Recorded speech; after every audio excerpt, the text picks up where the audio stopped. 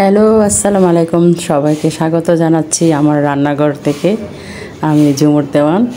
আমি আজকে দুপুরে রান্না করেছি খুবই সাদামাটা বেগুন দিয়ে ছোটো মাছ আর লতা দিয়ে চাপা শুটকি। তো আজকে এত সাদামাটা রান্না করছি, এত গরম যে রান্নাঘরে থাকা যাচ্ছিল না।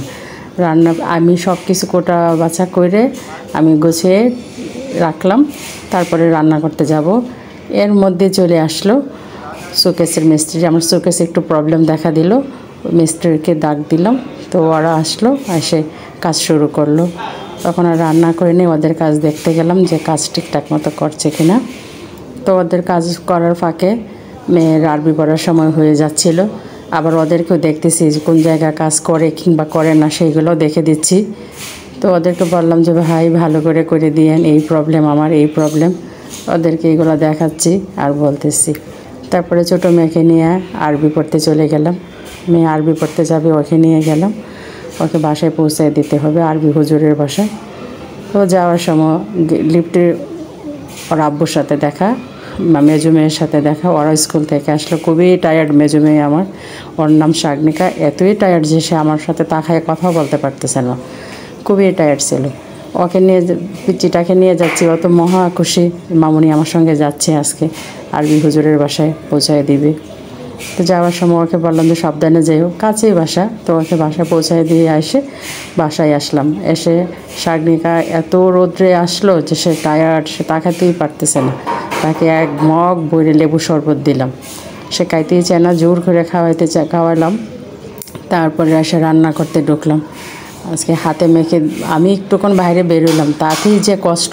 হাতে মেখে সব তরকারি বসানোর চেষ্টা করতেছি, যে এখনই বলবো বাবা কষাতে পারবো না, এইভাবে মাখে জোকা করে বসায় দেবো।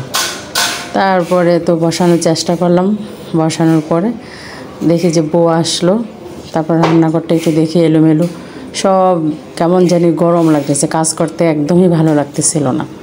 এত কষ্ট, এত গরম, এত পরিশ্রম, একদম সব অসহ্য লাগতেছিল যে কখন শেষ হবে কাজ শেষ। আমি আবার এই মশলাটা আমি আবার ব্লেন্ডার করে নিছি, পেঁয়াজ, রসুন, আদা, আস্ত শুকনো মরিচ, শুটকি বোনার মধ্যে আমি এটা আবার কষাই। যখনই শুটকি বোনা করি তখনই আমি এই মশলাটা দিই। এই মশলাটা স্পেশাল একটা মশলা করে রাখি, শুধু শুটকির জন্য এটা প্রযোজ্য। আমি শুটকির জন্য এটা দিয়ে রাখি, আস্ত শুকনো মরিচ ব্লেন্ডার করে তারপরে আমি এটা দিই। আমার কাছে এই শুটকি বোনা করার সময় মশলাটা দিতে ভালো লাগে। এদিকে আমার ছোটো মাছটা হয়ে গেল প্রায়, দেখলাম যে আরেকটু হলে হয়ে যাবে, আরেকটু হলে পানিটা শুকিয়ে যাবে। তাই আমি দিয়ে এদিকে আসলাম লতার তরকারিটা বসানোর জন্য। কাঁঠাল বিচি, অনেকে কাঁঠাল বিচি গসা দিয়ে লাল চামড়াটা ফেলে দেয়, আমি অবশ্য ফেলাই না, কারণ এটা আমার ভালো লাগে। মনে করি যে এটা একটা ভিটামিন, চামড়া সহ খেলে ভালোই লাগে। এই খোসাটা আমার কাছে খুব পছন্দ, আমার বাচ্চারাও পছন্দ করে। ও শাগনিকা গোসল করে আসলো, ওকে গোসল করে ভাত খাবারে দিতে হবে। সে নিজের হাতে খাবে না, তার নিজের হাতে খাবার অভ্যাস একদমই কম। সে আমার হাতে খাবে, আমি যত ঝামেলাই থাকি না কেন সে আমার হাতে তাকে খাওয়াইতেই হবে। তারপরে চিন্তা করলাম এত পরিশ্রম করে আসছে, আমার পরিশ্রম বাদ ওর পরিশ্রম আগে দেখে ওকে আমি খাওয়াইতে বসালাম। সে খাবেই না, সে জোর করে খাওয়ালাম। সম্পূর্ণ ভাত আমি ওকে শেষ করালাম। আমি বলে দেখো আমি সম্পূর্ণ ভাত শেষ করছি, আজকে আমি শেষ করছি। তো ওই জন্য ওকে সম্পূর্ণ ভাত শেষ করে টেবিলের উপরে রান্না আমার শেষ। টেবিলের উপরে সমস্ত খাবার নিয়ে আসছি। বেগুন দিয়ে ছোটো মাছ, তারপরে রান্না করলাম মুসুরির ডাল, পাতলা মুসুরির ডাল, তারপরে রান্না করলাম লতা দিয়ে শুটকি, আর আগের দিনের মাংসের তরকারি ছিল, ওইটা আবার ইউসানা আমার ছোটো মেয়ে, ওর খুব পছন্দ। ওইসব মাছ শুটকি কোনোটাই খাবে না, ওর মাংস লাগবে। ওর জন্য মাংস দিয়ে ভাত দিলাম। সে তো অস্থির যে কেন এখনই মামুনি রান্নাঘর থেকে আসতেছে না, আমাকে কেন ভাত দিচ্ছে না। ভাত দিতে হবে, মাখাইয়ে দিব, তারপরে সে খাবে। সে একা খাবে না, ওকে ভাত মাখাইয়ে দিয়ে আসে। তারপরে আসলাম রান্নাঘর গোছাতে। এসে দেখি সমস্ত রান্নাঘর মনে হচ্ছে যে নোংরা হয়ে গেছে, তেল কাস্টি হয়ে গেছে, পরিষ্কার না করলেই না হবে। অল্পই হয়েছে, কিন্তু আমার কাছে মনে হচ্ছে অনেক। এদিক দিয়ে খালা গরম হচ্ছে, তো খালার গরম হচ্ছার মাঝখানে আমি আবার ওইগুলো পরিষ্কার করতে আসলাম।